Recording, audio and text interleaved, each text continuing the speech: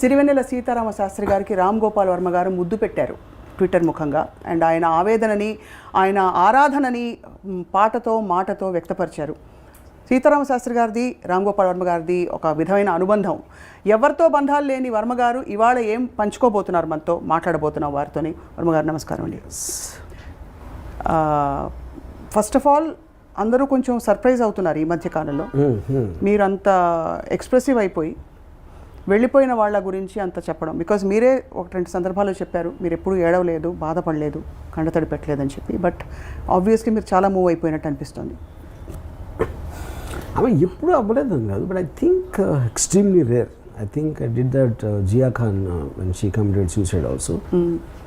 And ఇప్పుడు సీతారామ శాస్త్రి గారి వరకు నేను కంట తడిపెట్టినాను. అంటే నాకు అసలు ఫస్ట్ ఇన్స్టింక్టివ్ నోట్ నేను పెట్టింది ఇమీడియట్గా విన్న తర్వాత ఆల్మోస్ట్ అంటే ఒకలా చూస్తే కొంచెం అంటే funny way. I feel tragedy is so horrible that you have to develop a sense of humour for that, లేకపోతే భరించడం చాలా కష్టం అనేది నా feeling. Right.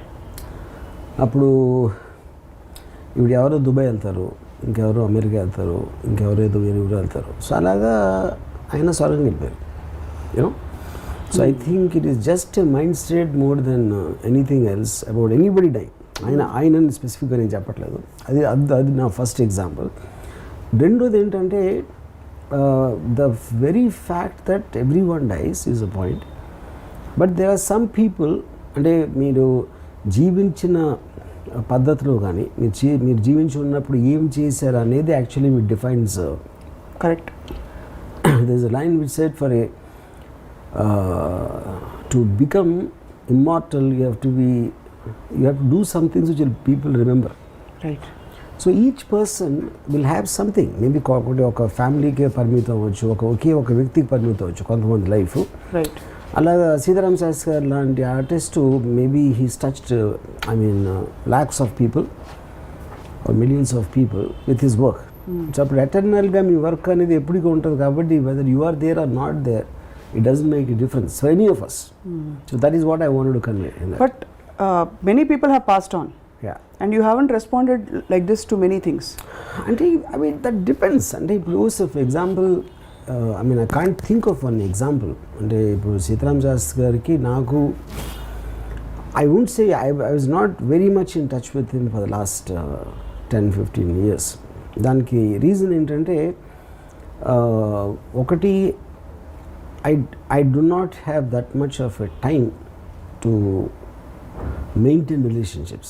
As absolute relationships and I know కదా ఎవరితో నేను అసలు పెట్టుకుని అసలు I'm very cut and dry kind of a thing ఒకటి. రెండోది నేను మ్యూజిక్లో కూడా అంత కాన్సన్ట్రేట్ చేయడం మానేశాను. అంతకుముందు నాకు మ్యూజికల్ ఫిల్మ్స్ అనేది అంత ఇది లేదు. That is one more reason, you know. And third thing is aina ante that is what I realized, one common thing between Seetharama Shastri and Ayn Rand is they are all the time angry, you know. అంటే నేను చాలాసార్లు చెప్పాను సరే ఇన్ని మీకు hope అనేది ఒక 5 ఏళ్ళు ఉండొచ్చు, 10 ఏళ్ళు ఉండొచ్చు, 15 ఏళ్ళు కూడా ఉండొచ్చు, కానీ 40 ఏళ్ళ నుంచి ఇండస్ట్రీలో ఉండి ఇంకా ఏదో మారిపోవాలి అని అంటే అది మీ మీద కామెంటరీ అని ఇండస్ట్రీ మీద కామెంటరీ కాదని చెప్పాను, you know. So I think so కానీ యాంగరు లేకపోతే ఒక ఎలా ఏమైపోతుంది సమాజం. Even Ayn Rand also at the age of 82 also she was still hoping and that she could influence the change, you know. So నేను విత్డ్రా అయిపోయి I started enjoying the world the way it is, and rather than trying to change it or trying to adapt to it. Zoom out అయిపోయి సరదాగా ఒక circus చూసినట్టు చూస్తే that is a better way of living life. So ఇప్పుడు ఆయన ఇప్పటికి కూడా even till the time he passed away he was still in the same zone of నిగ్గదీసి అడుగు సిగ్గులేని జనాన్ని ఆయన జెన్యున్గా ఫీల్ అవుతారు. అది ఇట్ ఈస్ నాట్ లైక్ ఏదో ఇప్పుడు చాలామందికి తెలియదు ఏంటంటే ఆ సాంగ్స్ అసలు గాయంలో సిచ్యువేషన్ రాయలేదు, ఆయన దగ్గర ఆల్రెడీ ఉన్నాయి. ఆయన మనసులో ఉన్న భావాలు ఆయన పాటలు రాసి పెట్టుకుంటే అవి తీసుకుని నేను సినిమాలో పెట్టాను. So that is actually him. It is not నేను ఒక సిచ్యువేషన్ ఇస్తే రాసింది కాదు అది. So that's perhaps the closest to his heart song అనుకోవచ్చు. One of the closest. Yeah, I mean, that is what he feels about life. He feels about society. Right. He feels about the world. Right. You know. Both సురాజ్యమవలేని స్వరాజ్యం ఎందుకని. So both those songs especially not the others are not అని చెప్పట్లేదు, they are expressions of himself what he feels about society, you know, which is the difference. నాకు తెలిసి వేటూరి సుందరరామూర్తి వేటూరి గారు ఎప్పుడు కూడా ఒక సిచ్యువేషన్కి అలా రాస్తారు కానీ ఆయన మైండ్లో అది రిఫ్లెక్ట్ అవ్వదు. So he had a tool, a technique. Yeah, he's a technique, he's talented, you know, but this is Sitarama Sastri garu, that is him. Righteous indignation అంటారు. So that's what he feels rightfully yeah, indignant. Indignation basically is righteous anger. Yeah. So ఇప్పుడు కానీ ఇప్పుడు కొన్ని ఉంటాయి. ఇప్పుడు ఏంటి, నేను for example ఇప్పుడు రసం అనేది వేరు వేరు రసాలు మనుషులు ఉండడానికి ఇప్పుడు నాలో ఒక ఆస్పెక్ట్ ఉందనుకోండి, అది శాస్త్రి గారిలో అది ఉంటుందా అనేది. అంటే ఉదాహరణకి ఏం చెప్తానంటే, నేను అమ్మ బ్రహ్మదేవుడు పాటకి అది యాక్చువల్గా నేను మీరా థియేటర్లో ఒకసారి వేటగాడు సినిమా చూశాను. దాంట్లో ఒక పాట అప్పుడు ఏంటంటే రీల్ మారేది, ప్రొజెక్టర్లో ఒక రీల్ అయిపోయి ఇంకో రీల్ పట్టుకోవడానికి ఒక 5 సెకండ్ అలా గ్యాప్ వస్తుంది. ఈ గ్యాప్లో సైలెన్స్ వస్తుంది. ఈ ఒక పాట అయిపోయింది శ్రీదేవి గారు, ఆకుచాటు పిందర్సే పాట అయిపోగానే ఒకడు థియేటర్లో, ఈ అబ్బా దీన్ని పుట్టించినోడికి సలాం రా అన్నాడు. అది అందరు చప్పట్లు పెట్టారు. he almost expressed his view of what he felt. Right. అది యాక్చువల్గా ఇంకా గట్టిగా అన్నాడు. అది ఇక్కడ మన దీనికోసం నేను సెన్సార్ చేశాను, యూనో. ఇది నేను శాస్త్రి గారికి చెప్పాను గోవింద షూటింగ్ అప్పుడు. నాకు వాడు ఆ మీరా థియేటర్లో అరిసి అన్న వాడు ఎక్స్ప్రెషన్ నాకు పాటలో కావాలి. ఆయన అప్పుడు ఈ కేమవుతుంది, అమ్మ బ్రహ్మదేవుడు కొంప ముంచినావురు, పూల రెక్కలు కొన్ని తేనె చుక్కలు రంగరిస్తివో ఇలా బొమ్మ చేస్తివో, అసలు భూలోకం ఇంత సిరి చూసి ఉంటుందా. I can't think anybody could have described the Meera Theatre guy feeling and my feeling better than what Shastri Garu wrote. So yeah. I'm just curious to know, మీరు ఆ టైంలో did you give him a reference or ఇలా కావాలి లేకపోతే నువ్వు ఇదొక్కటే నేను చెప్పింది. ఎగ్జాక్ట్గా మీరా థియేటర్ ఇన్సిడెంట్ తప్పిస్తే నేను చెప్పలా. అతను ఏమనుకున్నాడు ఆ ఫీలింగ్ మీరు పట్టుకోవాలని చెప్పాను అంతే. Everything else is done. అమ్మ బ్రహ్మదేవుడు కొంప ముంచిన. It was quite a journey and I'm more also curious to understand. మొన్న మీరు శాస్త్రి గారికి ఒంట్లో బాగాలేదని చెప్పి వార్తలు వస్తున్న టైంలో కొంతమందిని అడిగి తెలుసుకున్నారు ఎలా ఉంది పరిస్థితి అని on WhatsApp. When they told you that he is critical,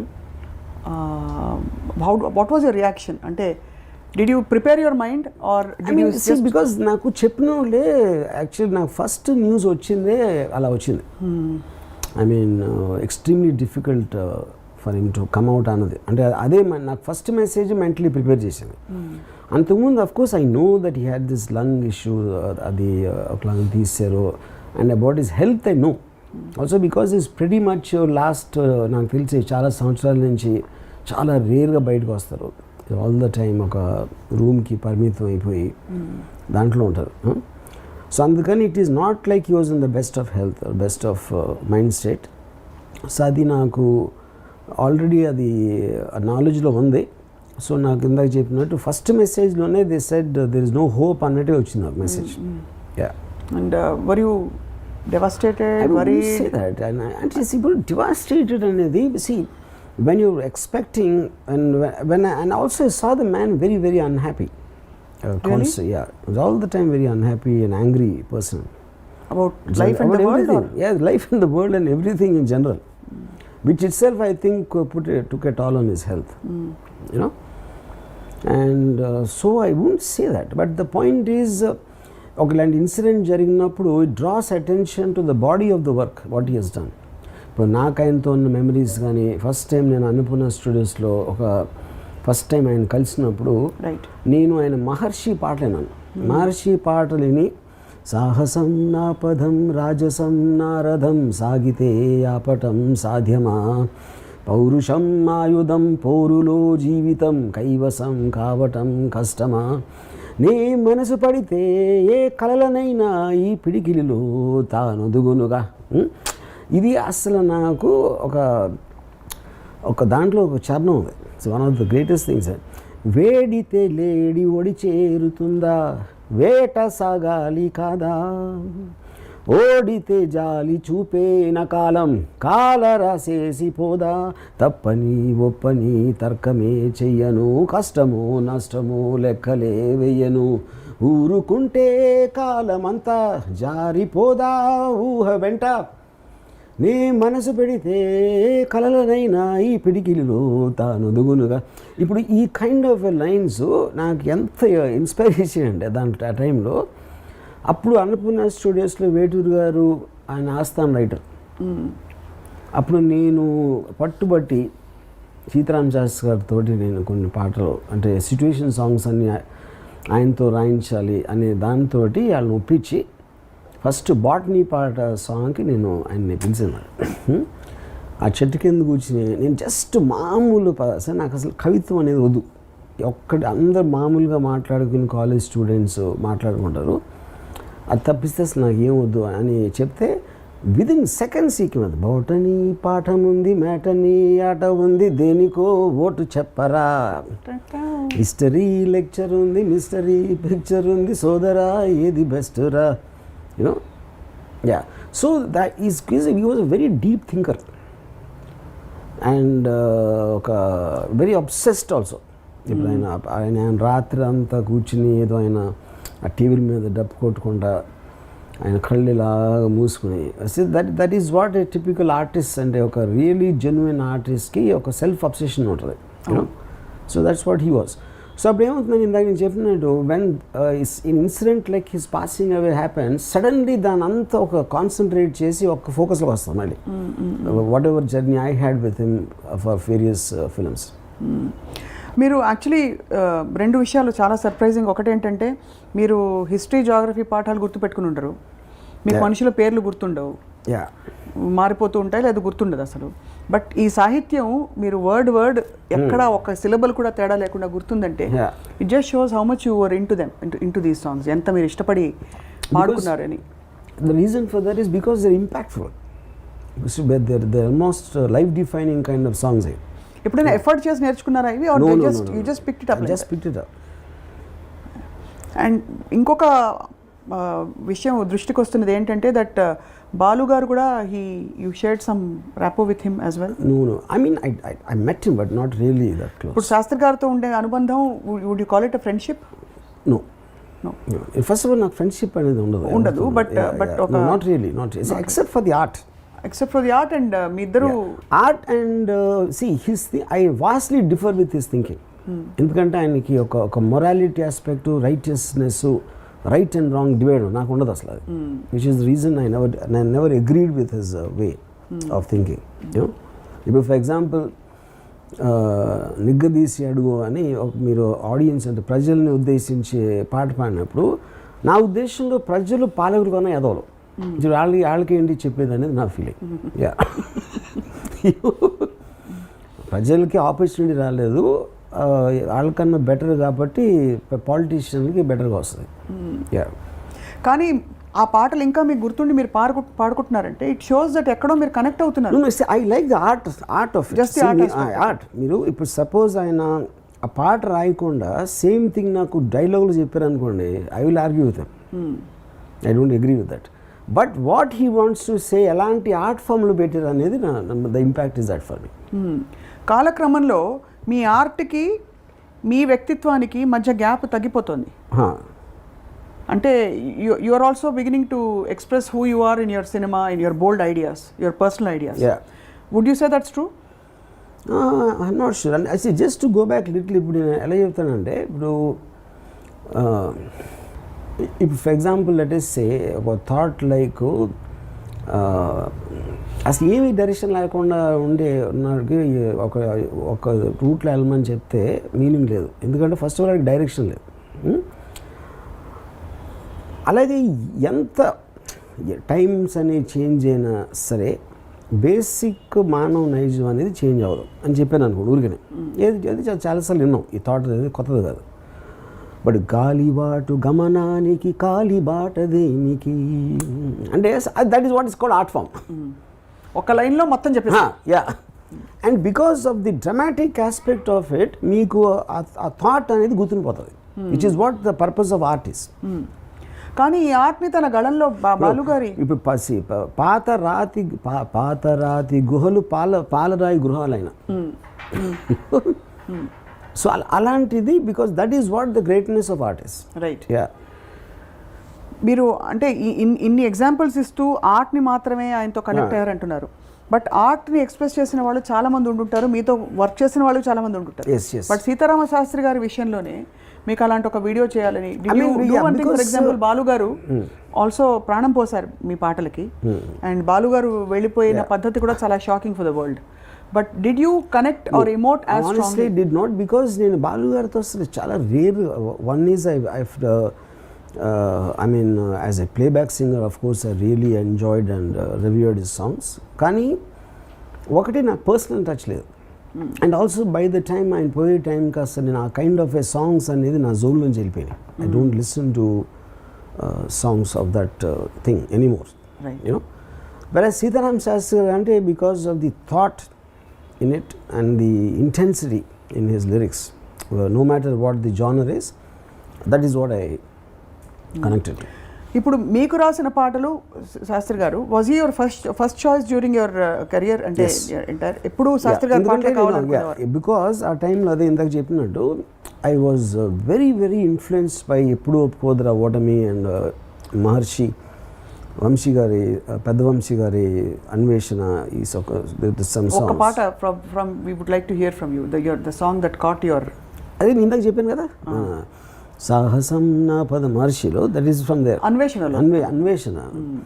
అన్వేషణ for second I'm not very sure if Sastri garu, I'm not sure, but I'm also trying to recall. Yeah, but not very sure, but I like the songs. అంటే ఆ టైంలో నేను lyrics అనేది I'm not very sure consciously అంత importance ఇచ్చుకోండి. అది first time I started giving only after Seetharam Sastry garu. అది yeah, అది ఇప్పుడు ఒక్కసారి అడిగితే, ఇప్పుడు శాస్త్రి గారు కూడా ఇప్పుడు చాలామంది లిరిక్ అనేది ఇప్పుడు అంటే ఎస్పెషలీ ఇది సో కాల్డ్ రొమాంటిక్ డ్యూయట్స్ ఉంటాయి, యూనో. నేను ఇళయరాజా గారు ఫ్యాన్గా ఉన్నప్పుడు చాలామంది ఏంటంటే మ్యూజిక్ డైరెక్టర్కి ఇచ్చిన ఇంపార్టెన్స్ లిరిక్ రైటర్కి ఎవరు. ఇప్పుడు అది రెమ్యులేషన్లో షో అవుతుంది, మీకు క్యారెక్టర్స్ టైటిల్స్లో వేసినప్పుడు షో అవుతుంది, మ్యూజిక్ ఈజ్ ఫార్ మోర్. కానీ సీతారాం శాస్త్రి గారు తర్వాత started realizing actually it is the lyric which is giving the tune, very ordinary tune అది. యాక్చువల్గా ఒక చాలా ఫేమస్ సాంగ్ చెప్తాను అంటే, ఇప్పుడు అదే బల్పం పట్టి బామ్మ ఒళ్ళు ఈ నేర్చుకున్న, ఇందులో lyric I think it is far above the tune. కానీ ఇళయరాజా గారు పేరు మాదాన క్రియేట్ అంతా అక్కడికి వెళ్ళిపోతుంది. చాలా బలపం పట్టి బామ్మ ఒళ్ళు ఈ నేర్చుకున్న, పంతం పట్టి ప్రేమ ఒళ్ళు ఓ ఆడుకున్న. వాట్ అంటే it's so what contrast. Sastri garu విధాత తలపున గారు క్లాసిక్స్ రాశారు. Whether it be controversial or not, I find him way above, maybe the greatest writer ever in the industry. I don't believe in Vetur garu, Atre garu, anyone. I mean, I'm not trying to put them down, na opinion. Because I can't think of a single song ఈ మార్షిద్ కానీ లేకపోతే ఎప్పుడు ఒప్పుకోదు ఆ kind of impact. దో వేటూర్ గారు రాశారు, it's not like I love the song. అది మనిషి బతుకునటన ఈశ్వరుడి తలపు ఘటన రెంటినట్ట నడుమ నీకెందుకింత తపన, ఆ కైండ్ ఆఫ్ సాంగ్స్ రాశారు. కానీ I don't think in number. ఇప్పుడు ఫర్ ఎగ్జాంపుల్ ఓన్లీ మీరు శివ తీసుకోండి, ఆనందో బ్రహ్మ గోవిందో హార్, ఇది వేటూర్ గారు. Kiss me hello my dear wrong, అది ఒకటి వర్డ్ ప్లే అంతే అంతే, యూనో. వెరాజ్ ఈయన రాసింది బొటనీ పాఠం ఉంది మేటని, అదొకటి చాలు శ్రీవారు వేడ కాదు. సో ఈ కైండ్ ఆఫ్ ఏ థింగ్ అక్కడే మీకు తెలిసిపోతుంది. నాకు వేటూరి గారు రాసిన 3 పాటలు ఎవరికి గుర్తుండవు, శివలో కూడా అంత పెద్ద హిట్ సినిమాలో కూడా.